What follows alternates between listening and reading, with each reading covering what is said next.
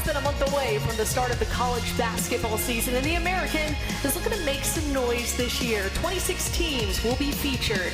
5 new head coaches look to make their stamp, as well as new talent entering the conference via the transfer portal. We're here to break it all down in sunny Irving, Texas, at the Westin Irving Convention Center Hotel. Joined now by the Coastal Carolina Hall of Famer Brooke Weisbrod, as well as the former Central Florida point guard Mike O'Donnell. I'm Brooke Kirchhofer, and welcome to the American Basketball Media Days. Let's go ahead and take a look at the schedule that we have for you today. We are going to be kicking things off with the Memphis Tigers, followed by the South Florida Bulls, as well as the UTSA Roadrunners, Tulane, North Texas, South Florida, Charlotte will wrap us up at noon, and then we will continue afternoon with Temple, UAB, Rice, Wichita State, East Carolina, and Tulsa to wrap us up. We now welcome the newest American Athletic Commissioner, Tim Pernetti. Welcome to the stage. Good morning, guys.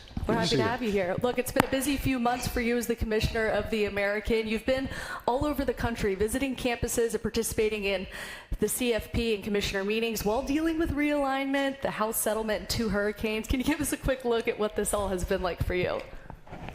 Yeah, the chaos didn't take long. It was Right. 100 days or less, which is kind of what was predicted. But it's been great. It's been an interesting journey. As I get on the campuses, and I'm still getting out to the campuses, there are so many. Everybody is dealing with a different set of circumstances. Everybody is challenged by something locally that maybe is an opportunity to try to build their program that may be different from the next campus that I visit. But I would tell you this: what I love about the conference is it has a real blue-collar lunch bucket mentality. It's just a gritty league. It really is. People are looking to fight and earn whatever is out there for them. And I personally have just been really inspired by the resilience of the group, because as you mentioned, we've faced challenges already in just 100 days. We're going to continue to face those challenges. Like, that stuff is not going to stop. But it has really brought the league together, and seeing how they all operated together, even just as recently as the last 30 days, has really been inspiring to me. Tim, you talked at length about how important the business landscape and how it's changing in college athletics, and just how important leadership is. So from your perspective, how can the American get ahead of just some of the landscape that you're seeing, some of the business challenges, and as you mentioned, you're seeing workers out there. How can you help them earn and capitalize? Well, there's a couple of things that I've said to all the members when I've gone out on the campuses, which is, number one is leadership is critical at times like this. It's very easy to lament the past. And I've said this publicly, and I'll say it again. Collegiate athletics, we're in a very challenging period of time that won't end anytime soon. And the reason is because there has been a failure to modernize our industry over time. So real leadership shows itself at times like this. Real leadership is when it's hard. But as you look at the future, there's sort of 2 answers to the question. Internally, investment in athletics. And when I say athletics, people say, wow, more investment in athletics. Investment is about young people, period.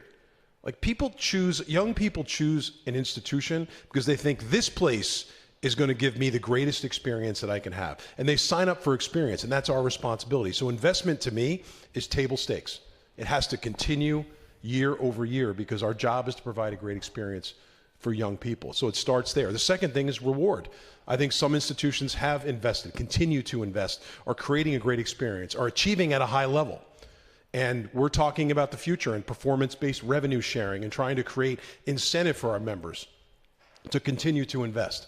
And then the third thing is, this is collegiate athletics. I've talked to many of the student athletes here over the last day or so, and there are no participation trophies in this league. This is a group that really is out to earn it. And when they earn it, they should be rewarded for earning it. Externally, it's different. The thing that drives me crazy about this business is people are very resistant to talk about change. And whether you like it or not, we're in the midst of all this chaos because of the failure to change and the failure to modernize over a period of time. So now we are where we are. It's time to talk about change. It doesn't mean you're going to do it, but you have to talk about it. So the beauty of change is Why do private capital groups want to play in college sports? Why are there groups out there that are trying to create a new postseason in football? This thing has such power. People don't even understand how powerful it is. It has such a high affinity. That's why private capital opportunities are there. That's why brands are interested in our conference naming rights. That's why we're talking about jersey patches. Our job is to create more resources so our institutions can continue to invest in young people. So there's a lot there, but it's exciting because it's never been a time like this in the last 30 years. When you're talking about chaos and change, the national landscape of college sports, you alluded to some of it, but then there's also the conference realignment. It feels like it's never ending, right? That's the one constant, is that part of the chaos. How is the navigation of those waters as it's related to the American Conference right now? You know, and I'm sorry to say this at a basketball event because I was more of a football guy, but the brief period of time I played basketball in high school, my coach used to always say the same thing to me. He's like, we got to work on your peripheral vision. You got to keep your head on a swivel. And I remember he said that to me every single day. Being a commissioner in realignment, you got to keep your head on a swivel. You have to be aware of everything that's going on around you. What I will tell you is I'm really impressed that our institutions that were in the middle of that made a decision to be where their feet are and to build something different. Like, that takes guts. I actually think this is the first time in expansion history that someone has turned down the opportunity to do something different. But it is chaotic. Our job as a conference, like someone said to me walking in, like, hey, congrats on that. That's the job. I don't need to be congratulated because the members deserve the recognition. We actually had all 4 members in the room multiple times talking about this. And I knew what our job was. Our job is to provide facts and to provide actual outcomes, not deal with what could be the projected outcome. I think we did our job, and I admire the institutions because you know how hard it is to take emotion out of this? Like when I worked at Rutgers, when I was the athletic director there, we were always in the mix on expansion. And the fans killed me, like absolutely killed me. They had a source, they had the answer, they knew exactly what we should do. But when you're in it, it's very hard to remove emotion because presidents and ADs are receiving the pressure of that. But I really admire what they did and also their commitment to build something because there are opportunities out there, like I mentioned, that are different. And I also think that those are about building things that could be never seen before, including building across conference lines. Stay tuned on that stuff. There's some exciting things out there. Yeah, Tim, you talk a lot about change. Speaking of new models, have you seen some of the new models being proposed for the future of college sports? Oh, yeah, I've seen them. I mean, I think you're really putting me on the spot. If I had the other answer, I'd probably walk out of here with no job, yeah. Right? The answer on that is absolutely. I was in the party on some of that discussion even before I became commissioner of the conference. And I know that there is, again, if you see the narrative out there, there's resistance to this. Why? Because it's different, right? And again, maybe it's not what happens, but it's time to start talking about change. I've seen all that stuff. Your job as a commissioner is to listen to everyone, to learn as much as you possibly can, not to ever turn your head at something different because it can potentially be the future. But again, why is all this stuff happening? We have something that has, like, collegiate athletics is an absolute powerhouse. It is. And while it has its challenges, as any industry has, I do think from being in those rooms with other commissioners that there are people in the room that are committed 1,000% to creating a great experience for young people. So while some of these models have work to do as it relates to Title IX and as it relates to antitrust, they're worth exploring. And again, it doesn't mean that will happen, but everything new is worth exploring because it'll open all of our eyes to what's possible. You know, to me, I wake up every day with the same thought in my head, and I did this morning. Collegiate athletics changed my life, and I want to do whatever I can do to help resource our institutions to change the lives of the young people that have committed themselves to be part of their program. At the end of the day, you could talk about TV and you could talk about money and talk about NIL and all this stuff. The reality is our job is to create a great experience, create advocacy. I want kids to turn around in 5 years and say, that place changed my life. Tim, I love that you hit the nail right on the head there with, especially with women's basketball and its growth and the popularity. How can you help really embrace women's sports and their growth and, talking about things like Title IX and talking about exposure. How will that look in the American? It's going to be an absolute priority in the American. I was a huge buyer of women's basketball from the beginning of my time in collegiate athletics. I had the unbelievable opportunity to work alongside Vivian Stringer when I worked at Rutgers, and Coach Stringer was not only a great coach, she was a great partner to me and really opened my eyes to what was possible. Women's basketball was the most important thing at Rutgers when I went there.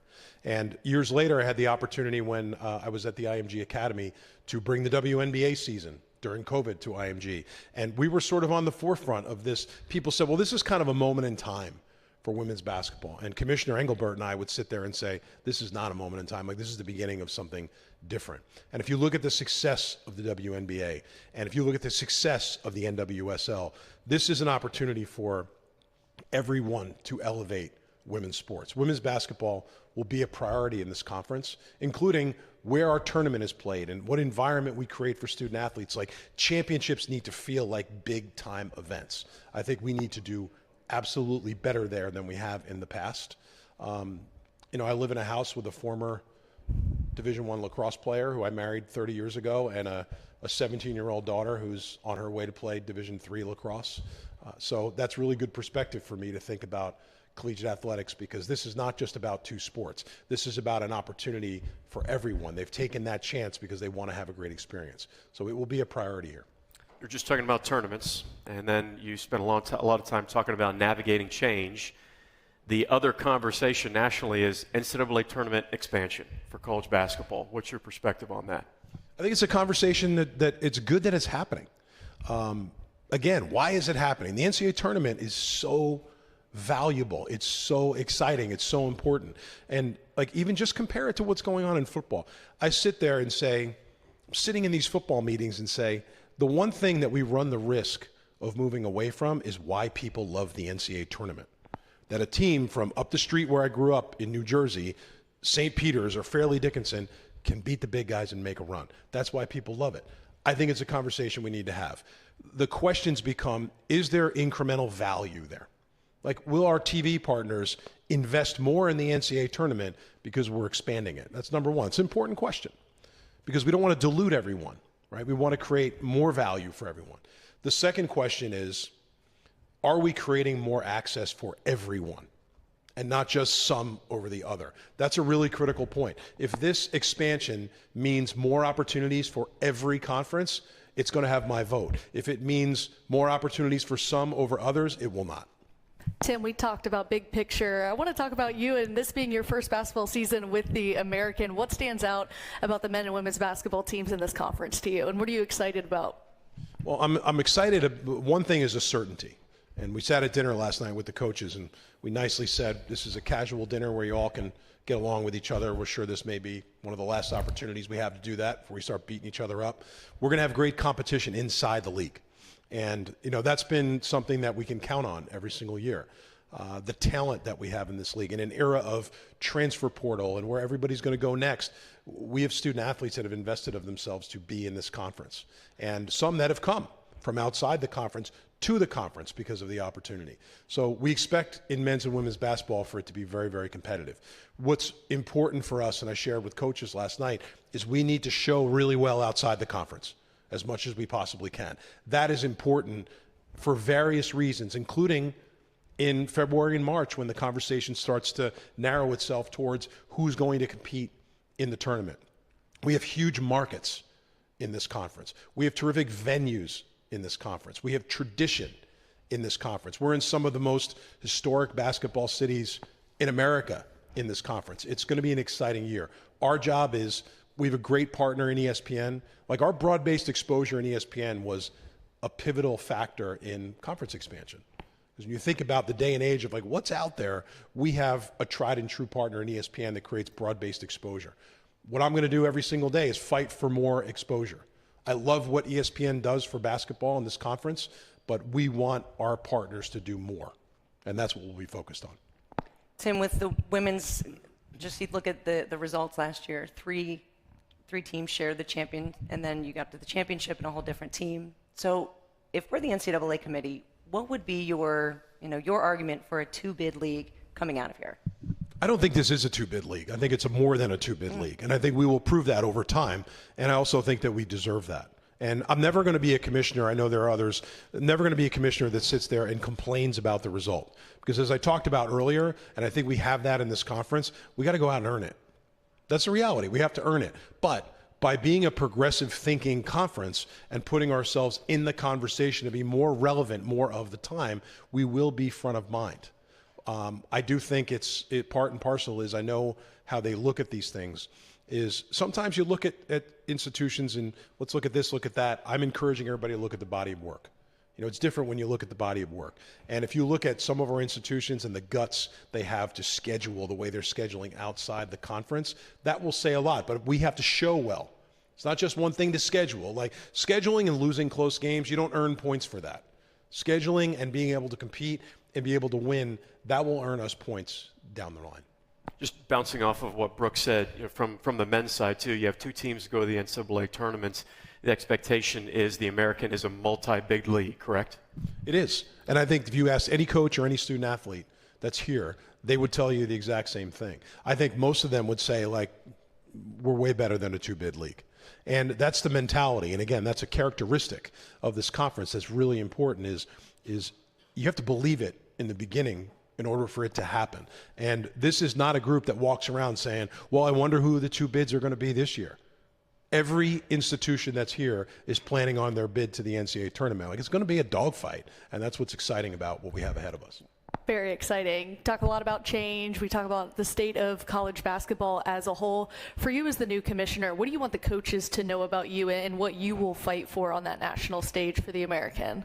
I don't feel so new anymore. You know, I feel a little more battle-tested after the last 100 days. The first thing I think everybody already knows is I took this job because the experience of education through sport, the actual mission of this thing, changed my life and means something to me. And I think in a day of talking about money and talking about NIL and talking about the transfer portal and talking about new postseasons, everybody is putting one thing more to the middle or the bottom of the list, which is the welfare of young people. And when I worked at IMG Academy, I saw firsthand during COVID what mental health looks like for kids. And it's a real thing. I was walking back last night from dinner with some of the coaches. I said, I would not want to be a student athlete right now. Not that I wouldn't want to compete again. I would love the opportunity. But the distractions and the pressures of all these things that are happening in the system and social media and should I stay? Should I go? Discounting the fact that more than 50% of the kids that enter the portal get stuck in the portal. Like, it's not all rosy out there, but there's real pressure on young people more than ever.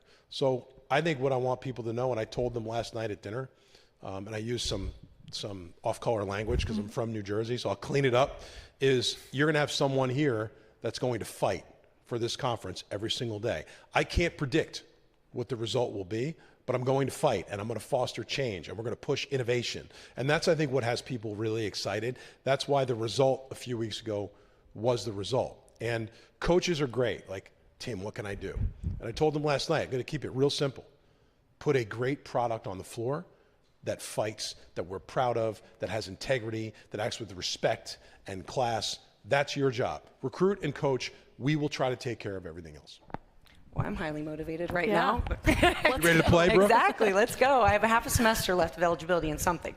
But a lot of this just sounds like culture, and you're big on that and big on having everybody feel like it's a big event here. So how do you go about doing that and drawing on your experience from other institutions to bring that into the American? Yeah, for me, it's been a cool ride because I worked on the media side. I worked at a startup that was a college sports only startup. Like, I've had sort of this fun carousel of different opportunities. This Media Day is a good example. When I sat down with our staff and talked about Media Day, we talked about doing something different. And when our crew came to me and said, what about we put a court outside? And my answer to everything is, like, just do it. Like, let's take some risk and have some fun and do things differently. Media Day should be fun, right? Being in the room with the smoke, doing the video assets and shooting outside and playing, out against your coach and doing all those things.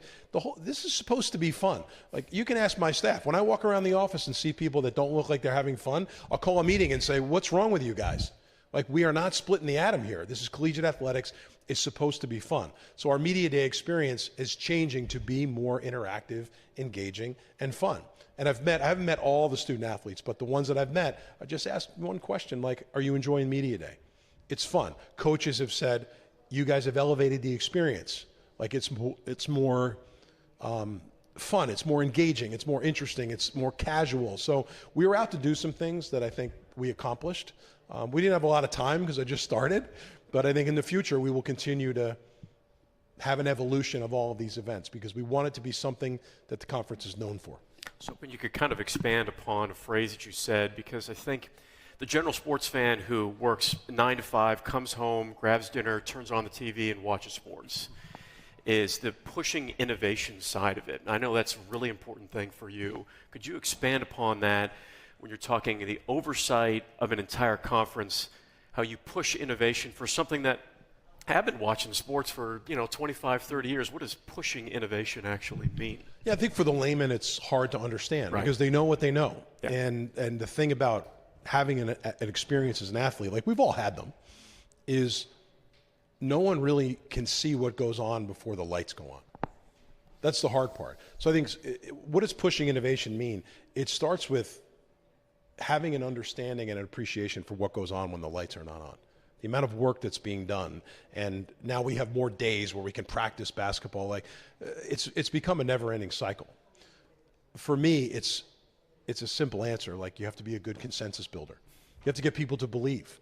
And when I interviewed with the presidents of this conference, I hit them pretty hard with that in the interview and said, I think I actually said this. I said, do you have an appetite to get crazy?